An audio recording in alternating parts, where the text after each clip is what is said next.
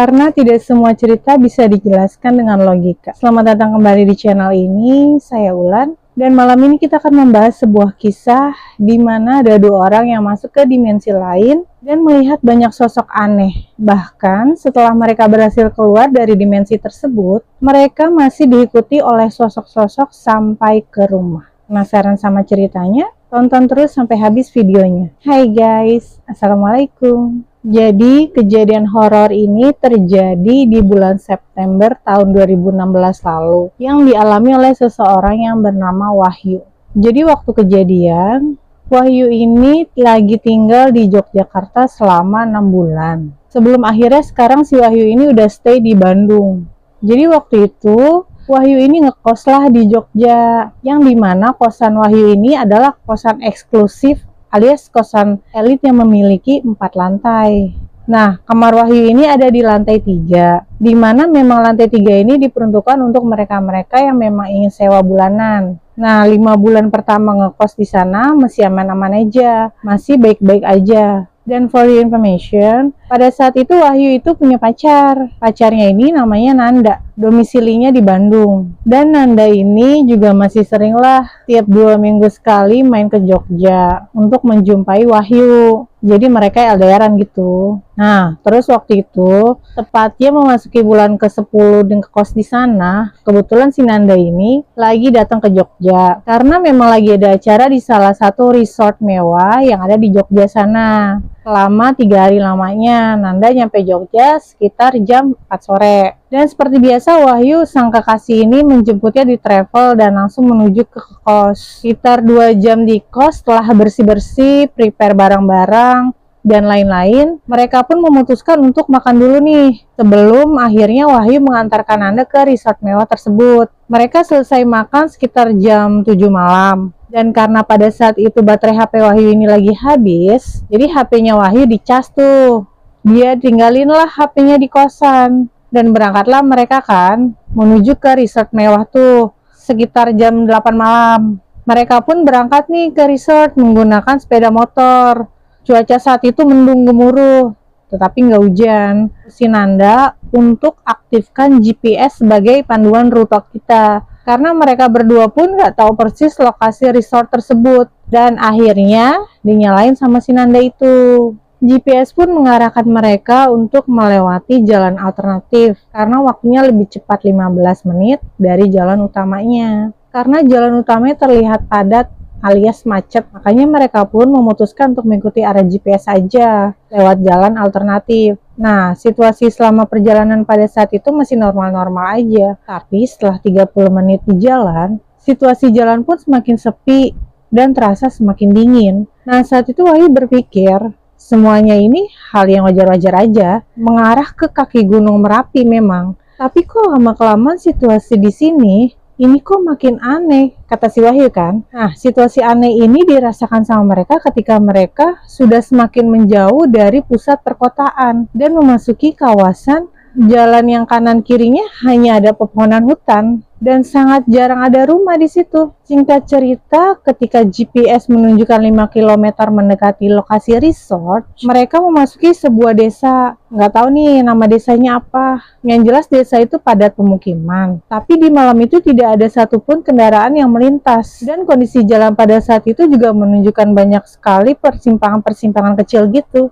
Dan setiap kali mereka melewati persimpangan, Wahyu ini selalu menghafal detil persimpangannya tuh, melihat tanda patokan, pohon, rumah, atau apapun itu, supaya Wahyu nanti nih bisa balik sendiri. Karena kan waktu itu dia nggak bawa handphone, pacarnya nanti ditinggal di resort itu gitu kan. Oh, bisnya nanti lewat sini. Oke, lurus lagi. Oh, lewat sini, kayak gitu. Nah, nggak lama kemudian, kurang lebih 4 km mendekati lokasi resort, jalanan makin gelap, di mana pada saat itu tidak ada lampu jalanan. Nah, di titik ini, mereka masih dalam pemukiman itu ya. Di kanan kiri masih padat rumah-rumah warga. Yang anehnya, walaupun pemukiman tuh padat sekali rumah-rumahnya, tapi tidak ada satupun rumah yang menyalakan lampu. Kok mati semua lampu rumah orang-orang?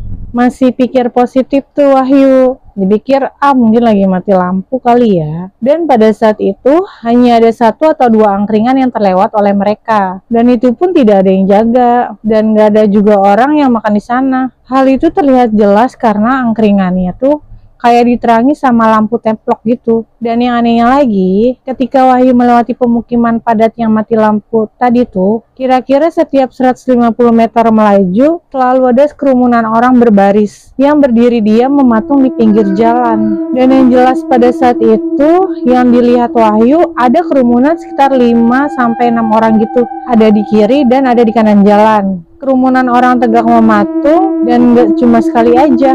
Kerumunan itu selalu terlihat setiap 150 meter. 150 meter maju, ada lagi kerumunan 5-6 orang sebelah kiri dan kanan. 150 meter lagi maju, ada lagi, kayak gitu kan. Nah, karena situasi waktu itu kan gelap, wajah dan kegiatan mereka pun terlihat sangat samar-samar sama si Wahyu. Tapi perawakan yang Wahyu ingat, dan yang jelas orang-orang yang berkerumunan itu adalah para lansia 60 tahun ke atas, kakek-kakek dan juga nenek-nenek. Awalnya Wahyu masih berpikir positif lagi. Mungkin di rumah mereka hawanya panas, mati lampu. Atau memang gak ada lampu, tapi Wahyu juga baru sadar. Tapi kok baju yang digunakan mereka-mereka ini selalu sama ya? Karena betul lah setiap kali Wahyu melihatnya, neneknya tuh selalu pakai kebaya dan kain jarik, sedangkan kakek-kakek di sana tuh kayak pakai baju batik warna putih, terus pakai sarung, sama semuanya seragam. Nah, karena melihat hal janggal itu, Wahyu nanya lah ke pacarnya si Nanda, "Beb, kamu ngerasa ada yang aneh nggak sih dari tadi? Kok ada kakek-kakek sama nenek-nenek yang diam berdiri di kiri kanan jalan ya, Beb ya?" Terus Nanda bilang, "Nggak ada yang aneh kok." Terus Wahyu berpikir, padahal ini kan wilayahnya nggak terlalu jauh dari kota. Kok situasinya makin mencekam kayak gini? Dan kenapa orang-orangnya masih pakai baju jarik sama kebaya? Kan harusnya pakai daster nggak sih ibu-ibu atau nenek-nenek ya? Kayak gitu pikiran si Wahyu ini. Dan gak lama kemudian setelah 2 kilometer mendekati tujuan, mereka nemu pertigaan. Dan mereka belok kiri waktu di pertigaan sesuai dengan arahan GPS. Dan waktu itu memasuki jalan itu. Di jalan tersebut betul-betul gak ada rumah sama sekali. Kanan dan kiri hanya ada pohon-pohon dan semak belukar. Dan satu-satunya yang menerangi jalan hanya lampu motor yang mereka kendarain itu. Jalannya paling cuma bisa dilewatin 1 mobil. Dan juga dibarengi munculnya kabut yang sedikit menutupi jarak pandang jalan. Nanda ngomong, "Ini kok ada kabut? Kabut dari mana nih, Beb?" Katanya gitu. Nah, Wahyu waktu itu nggak ngerespon. Dia cuma diem aja. Fokus aja dia nyetir. Terus saat mereka berada di tikungan keempat di jalan tersebut, kabutnya lumayan tebal dibanding sebelumnya. Kok tebal kali kabut depan ini? Nggak kayak tadi. Dan setelah mereka melewati kabut itu, Wahyu kaget sekaget-kagetnya. Karena tiba-tiba di depan mereka, kelihatan jelas dari sorot lampu motor tuh, ada sosok kakek-kakek, kurus, kulitnya kusam, pucat, nggak pakai baju dan pakai celana pendek putih. Ngadep ke mereka melotot. Berdiri hampir ke tengah jalan, terus mulutnya tuh kebuka kayak mangap gitu. Ya Wahyu dan Nanda refleks langsung agak nundukin kepalanya karena takut lihat itu kakek. Dan setelah melewati kakek tersebut, akhirnya mereka ini belok ke kanan. "Beb, kamu lihat nggak tadi? Itu bukan orang itu, Beb, bukan orang itu," kata si Nanda. Terus kata Wahyu dengan sedikit berteriak bilang, "Orang itu, Beb, paling orang-orang sini." "Udah lah, Beb, bentar lagi udah sampai." "Kok orang itu?" Nah, Nanda waktu itu nggak terima sama jawaban Wahyu. Dia malah ngomel-ngomel, "Bukan orang itu, Beb, nggak beres ini. Udahlah, kita putar balik aja lah. Besok aja lah ke resortnya," kata si Nanda. Setelah dipikir-pikir lagi sama Wahyu, ya ada benernya juga. Mending putar balik. Kenapa? Karena si Wahyu ini mikir kalau dia nanti nganterin Nanda ke resort, terus si Wahyu kan nanti pulang sendiri nih. Dia inget kalau dia nggak bawa HP, jadi dia nggak bisa lihat GPS. Karena tadi banyak hal aneh sepanjang jalan, Wahyu pun jadi nggak fokus buat ngafalin jalan pulang. Dan akhirnya langsung putar baliklah mereka. Nah, pada saat si Wahyu ini putar balik, kan dia harus lewat lokasi persimpangan yang ada kakek-kakek tadi tuh. Waktu dia balik ke sana, kakek-kakek itu udah nggak ada lagi. Sudah nggak ada siapa-siapa lagi di sana. Bukan orang itu, si Nanda sambil ngotot. Kalau emang orang pasti masih ada di sini. Tapi betul kan, Beb? Kamu lihat kan tadi ada kakek-kakek di situ kan? Kata si Nanda lagi. Iya, betul, Beb. Aku lihat ada orang di sana. Tapi bukan kakek-kakek, Beb. Dia tuh nenek-nenek. Orang jelas-jelas rambutnya dicepol di atas kepala. Pakai konde gitu, Beb. Lalu diamlah mereka berdua ya. Betul, sama-sama lihat orang. Tapi kok beda wujud yang mereka lihat. Nanda lihat kakek-kakek, yang si Wahyu lihat nenek-nenek. Wahyu pun gak memikirkan hal itu lagi. Dia tetap berusaha fokus dan kembali mengingat jalan balik. Dan Nanda langsung lagi buka GPS. Waktu si Nanda buka HP, tiba-tiba sinyal HP-nya mendadak offline. Alias nggak ada jaringan. Beb, HP aku nggak ada sinyal, gimana nih? Nah aja, aku insya Allah masih ingat tadi jalan balik. Wahyu bilang gitu buat nenangin pacarnya si Nanda. Karena sebelumnya kan Wahyu udah coba ngapalin persimpangan-persimpangan yang mereka laluin tadi. Setelah mereka melaju begitu lama, ternyata mereka hanya berputar di situ-situ aja. Mereka selalu melewati jalan yang itu-itu aja. Dan balik ke simpang yang itu-itu juga. Nah, karena si Wahyu ini emosi, plus takut juga, Wahyu sempat bilang ke Nanda, rekam aja Beb, rekam perjalanan kita. Biar kalau nanti kita hilang, ada yang nemuin HP ini. Ngaco kamu, kata si Nanda. Malah bilang kita hilang. Jangan sembarangan kalau ngomong. Udah, aku bilang rekam aja. Akhirnya direkamlah sama si Nanda ini kan. Dan pada saat mencari jalan keluar tuh, Wahyu juga sempat berpikir, apa aku tanya aja ke angkringan kosong yang tadi aku lewatin ya? Tapi Nanda bilang, Beb, udah sekarang kamu fokus nyetir aja ya, Beb. Aku yang doa. Udahlah tuh, jalan masih betul-betul sunyi. Dan mereka pun masih diem-dieman aja. Harus fokus di jalan sambil berdoa, ya kan? Dan gak lama kemudian, sinyal HP Nanda tiba-tiba muncul lagi. Dan setelah search GPS, ternyata rute GPS mereka menunjukkan rute yang masih sama dari yang mereka lewatin tadi. Awalnya mereka sempat ragu buat ikutin GPS ini, karena hasilnya pasti bakal sama aja. Kita pasti bakal diputer-puterin lagi nih. Tapi setelah mereka laluin jalan di GPS itu, lama-kelamaan rutenya betul. Dan mulailah itu terlihat lampu-lampu jalan dari kejauhan. Untung bisa keluar kan? Nah, singkat cerita, sampailah mereka di keramaian. Pada saat itu, Nanda udah bilang, sumpah lemes banget kaki aku. Dari awal masuk desa itu aja aku udah gemeteran loh sebenarnya, Beb. Tapi aku nggak berani ngomong sama kamu. Soalnya takut nanti kamu panik. Nanti kan kamu balik sendiri soalnya. Nah, ternyata Nanda ini juga memang dari tadi udah ngerasa ada yang nggak beres di desa itu. Aku dari awal tadi udah bilang kan, itu bukan nenek-nenek biasa, bukan kakek-kakek biasa. Udahlah, akhirnya mereka sama-sama mencoba menenangkan pikiran mereka. Mereka berdua mampirlah ke Burjo. Mampir di sana, mereka cerita-ceritalah soal apa yang mereka rasakan dari perjalanan tadi. Nah, berhubung Nanda ini adalah panitia acara dan MC juga di acara resort itu, maka tepat jam 10 malam, Nanda tetap memutuskan untuk berangkat ke resort karena udah ditunggu nih sama teman-temannya. Beb, aku harus tetap ke sana. Aku udah ditunggu. Aku ini panitia. Nggak mungkin aku datangnya besok pagi. Ya udah, kalau gitu kamu pesen taksi online untuk pergi ke resort. Maaf, aku nggak bisa ngantar, kata si Wahyu. Singkat cerita, setelah taksi online datang, Nanda pun naik taksi. Wahyu pun memutuskan untuk balik pulang, dan Nanda ke resort. Nah, di perjalanan, Nanda ini sempat ngechat si Wahyu. Dia bilang, Beb, nanti kalau sampai kosan langsung mandi ya, biar nggak ke bawah katanya. Dah, sampailah dia di kosan. Dia lihat handphonenya. Oke, Beb, nanti aku bersih-bersih, aman tuh. Tapi sebenarnya setelah Wahyu ambil handphone, dia nggak langsung mandi. Dia langsung pergi ngopi sama teman-temannya. Sekalian mau cerita soal kejadian tadi. Kan lagi heboh tuh. Udah, pergilah dia sama teman-temannya. Nah, Nanda pun di perjalanan sempat ngobrol-ngobrol gitulah sama driver. Drivernya nanya, ada keperluan apa Mbak? Kok tengah-tengah malam gini ke resort itu? Ini saya ada acara, bilang bla bla bla. Nah, sewaktu turun, Nanda ini sempat bilang ke driver, Pak, ongkosnya sudah saya bayar lewat aplikasi ya. Drivernya jawab, iya makasih ya mbak. Mbak, kok mbaknya 2 kali? Tapi nggak begitu dihiraukan sama Nanda tuh. Nggak mau overthinking dia. Karena badan si Nanda pun udah capek sekali di jalan. Nah, masuklah dia ke resort kan. Sementara si Wahyu, nggak lama setelah dia sampai di kosan, dia ambil handphone. Terus langsung lah nongkrong sama temen-temennya kan. Nah, sekitar jam setengah 1 malam, Wahyu sama temen-temennya udah selesai nongkrong nih. Terus baru deh Wahyu ini balik.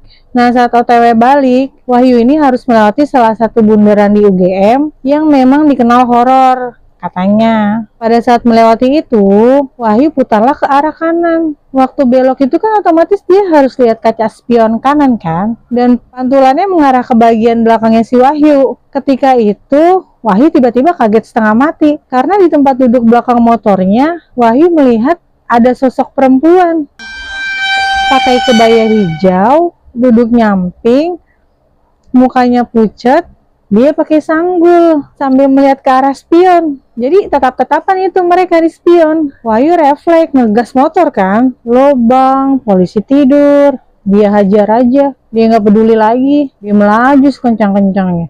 Dan malam itu Wahyu memutuskan untuk, aku nggak berani balik ke kosan, aku mau tidur tempat temen aja. Besok paginya kaca spion motornya si Wahyu itu langsung dicopot sama dia karena trauma, nanti terlihat lagi yang enggak. Nah, di lain sisi kita balik lagi ke POV-nya si Nanda. Nah, Nanda yang sedang menjalani acara selama 3 hari pun ternyata juga mengalami hal-hal aneh. Seperti pas hari pertama tuh, bahunya si Nanda ini kerasa berat sekali dan badannya tuh kayak lemes, nggak fit gitu. Terus tiap malam Nanda sering sekali dengar suara bapak-bapak lagi mendengkur keras. Padahal teman sekamarnya si Nanda itu perempuan. Dan jarak kamar satu dengan kamar lainnya pun kedap suara. Memang resort mewah soalnya. Masa iya tembus suaranya kan? Nggak mungkin suara dari kamar sebelah nih. Orang suaranya jelas ada di kamar ini. Selain itu juga, setiap jam 3 pagi, Nanda ini sering kebangun karena kamar mandinya sering nyala sendiri. Dan shower yang nyala itu selalu yang bagian air panasnya. Dan setiap kali Nanda ini ngecek kamar mandi, selalu kamar mandi tuh kayak berasap, kayak beruap gitu.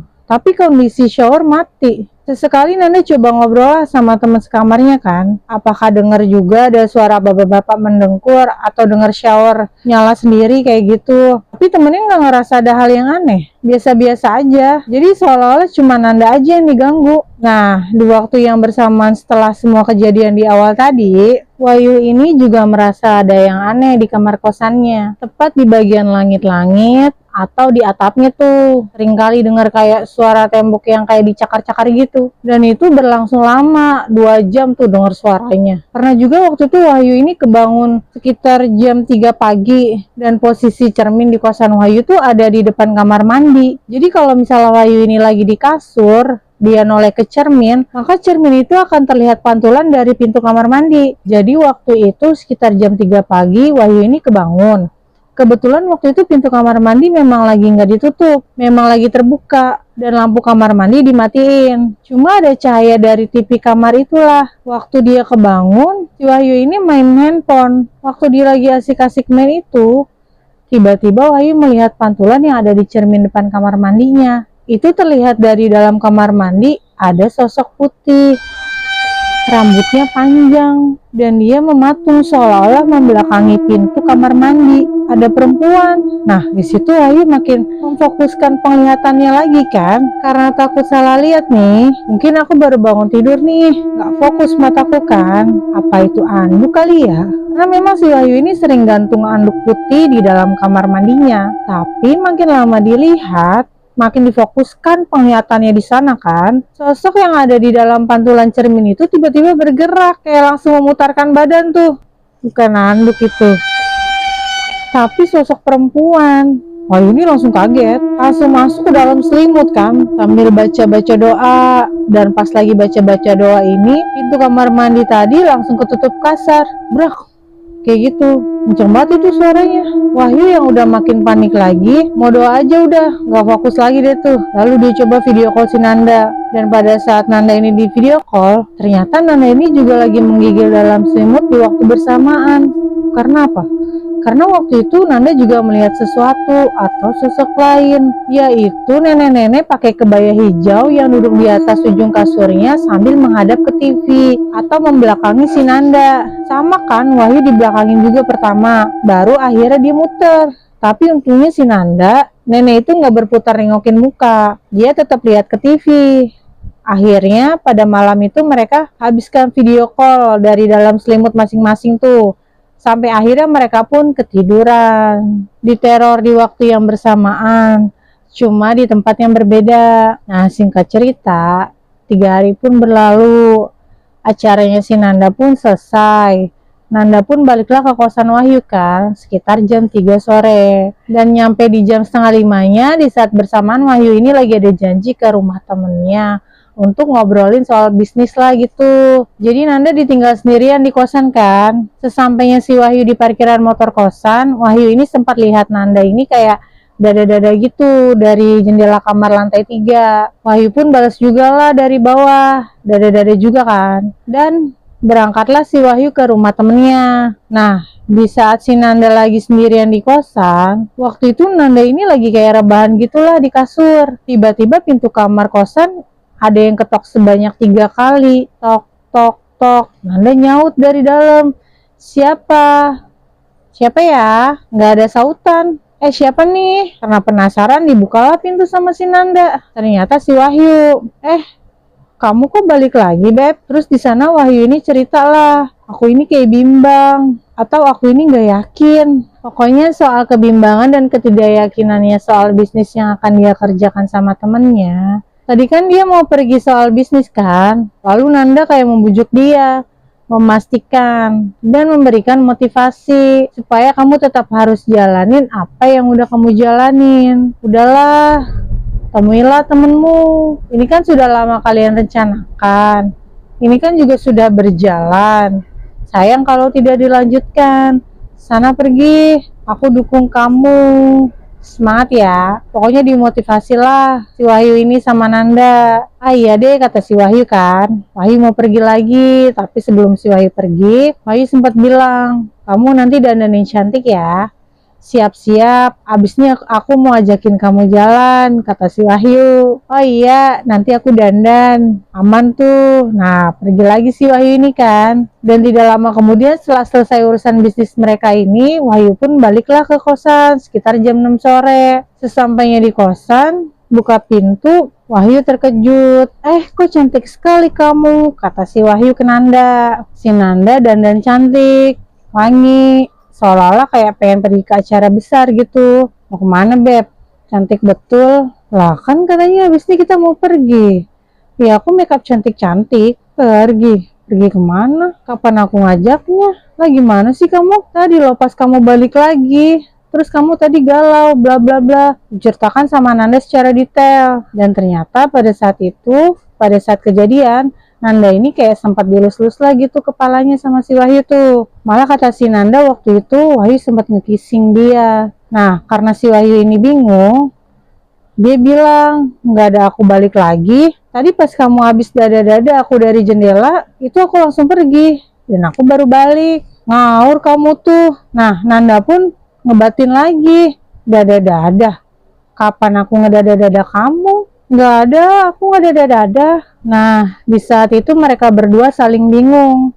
Wahyu yang dilihat Nanda bukan Wahyu asli, dan Nanda yang dilihat Wahyu bukan Nanda asli.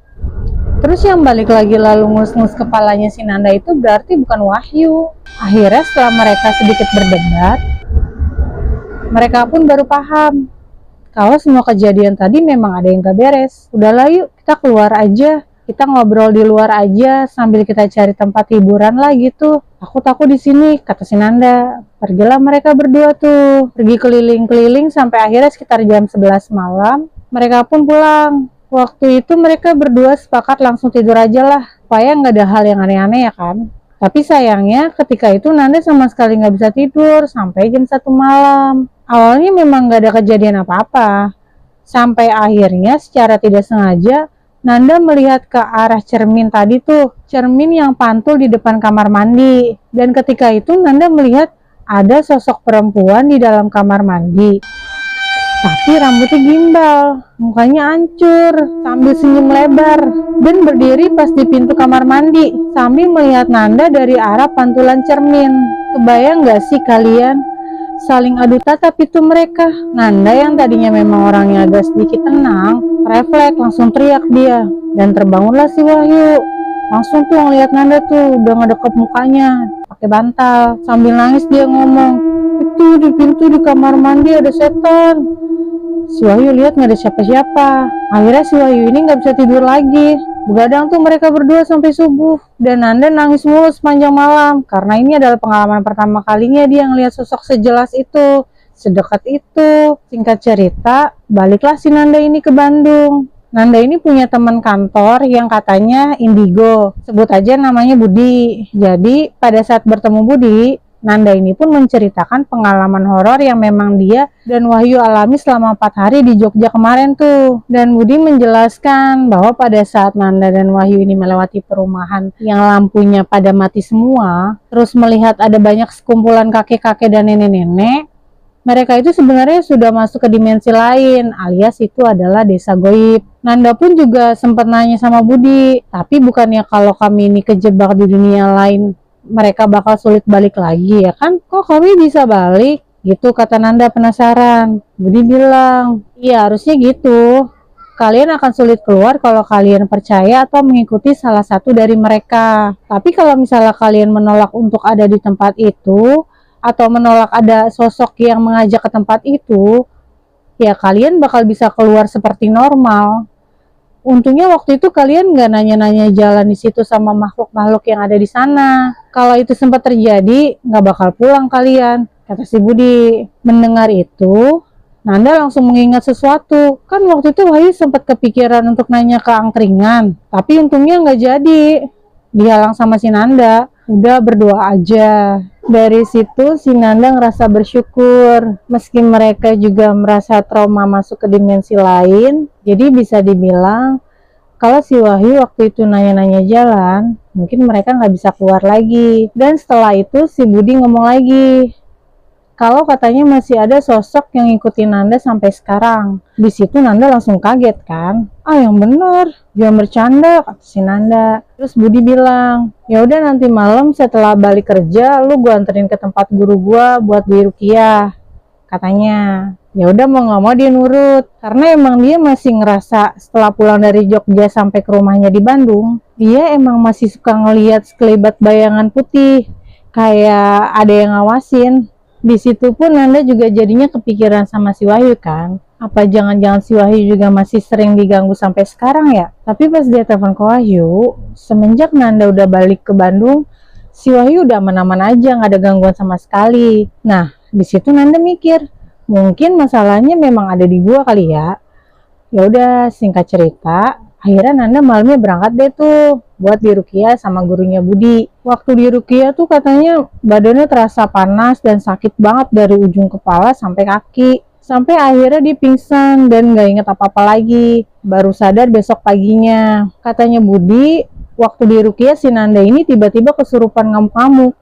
Dan akhirnya dipegangin sama beberapa orang dari keluarganya si gurunya Budi itu, tapi sekarang katanya udah beres. Semenjak saat itu, akhirnya Nanda bisa hidup normal lagi tanpa gangguan apapun. Nanda pun sempat ngebatin dalam hati, kira-kira apa yang membuat dia sampai diikutin sampai ke Bandung. Padahal jauh loh itu. Tapi si Nanda sendiri pun nggak tahu kenapa. Dia juga nggak mau nanya-nanya ke si Budi atau gurunya Budi, karena udah takut dan trauma. Dia nggak mau inget-inget lagi apa yang sudah dialami. Jadi ya udah dilupakan aja sama dia hal itu. Yang penting keadaan sudah normal lagi. Gimana menurut kalian? Apakah Nanda melakukan sesuatu kesalahan atau ada sesuatu yang lain menyebabkan dia sampai diikuti sampai ke Bandung? Jangan lupa subscribe, like, dan komennya biar nggak ketinggalan video baru berikutnya. Ingat, tidak semua misteri harus dipecahkan. Kadang cukup diketahui bahwa misteri itu pernah ada. Saya Ulan, terima kasih dan sampai jumpa lagi di cerita berikutnya. Bye-bye.